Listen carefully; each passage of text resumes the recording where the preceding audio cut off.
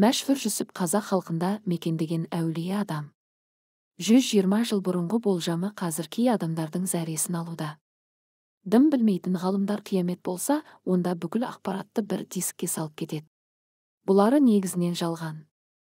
Оның айтқан болжамдарынан ешбір қате табуы мүмкін емес. Ол жайында Абай атамыз былай депті: мәшһүр, әулие, мен ақынмын. Сондықтан мәшһүр маған қарағанда Аллаға жақын деп мойындапты. Сол жайында айтатын боламыз. Мәшһүр Жүсіп 1858 жылы Баянауыл ауылында туған. 61 жылы Баянауыл ауылында қыс қатты болып мал қылып қалады. Бүкіл жұрт аш қалады. Сол күні әкесі мәшһүрді оқу мәңгілік оқығаның жөндеп береді. Сөйтіп мәшһүр медреседен 5 жылдай білім алады. 72-74 жылы Бұхарадағы медреседен араб, парсы тілдерін меңгереді. Мәшһүр Жүсіп жын-перілерді басқара алған. Ол бірде жын-шайтандарға дастархан жайғызған. Ол туралы мынандай бір аңыз бар. Бірде мәшһүр Баянауыл ауылына бармақ болып қасына немерелерін алады. Бір жерден аса бергенде немересі шөлдедім деді. Сол кезде бабамыз: анау тұрған үйге барып, сендерді ауқаттандырып алайын деп екі төбесі құлаған үйге кіргізеді. Немересі: ата, біздің алып шыққан тағамымыз жоқ қой. Дегенде бабамыз: қазір не сұрасаңдар да үндемей тұрыңдар дейді. Өзі бірінші болып кіріп отырып алады. Атты байлап балаларын да кіргізеді. Сол тұрғанда бабамыз бір дұғаны оқи бастады.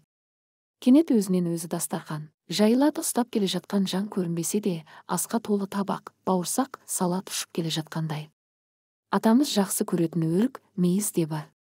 Шай құйылған кесе келіп, ыдыстар жуылады да үйден шығып кетеді. Бабамыз: қорықпай ішіп жеп тойып алыңдар дейді. Олар жеп тойып алады. Сол кезде бабамыз тағы бір дұғаны оқи бастағанда алдарындағы дастархан ғайып болады. Жаңа ештеңе ұқпаған боларсыңдар, бізді тамақтандырған жын-перілер ой депті.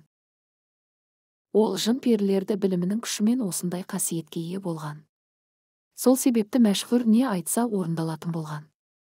Бірде мәшһүр монша іздеп көшеге шықса, бір қария алдынан шығып: жүр, балам, мына жерде монша бар деп бастай жөнеледі. Сәл жүрген соң алдынан шағындау монша шығады.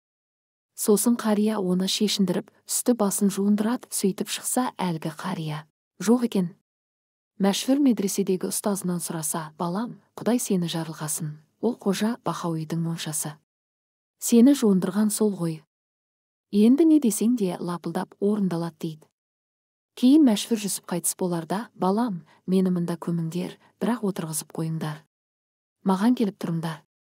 Мен өлгеннен кейін 40 000 жылдан астам денем бұзылмайды. Балалары солай істейді. Кейін ксро жендеттері оны құлатуға келгенде ешқайсысы құлата алмайды. Сол кезде үлкен жарылыс орнайды. Мәшһүрдің наласы ұрды деуге болады. Көбісі өмірден ұрпақсыз өтеді. Оның шығармаларынан ақырзаман қалай болатыны суреттелген. Егер екінші рет Исрафил сүресі оқылса, бәрі тіріліп, мәшһүр майданда жиналады. Сол жерден есеп береді. Кейін оны жұмаққа немесе тозаққа жібереді.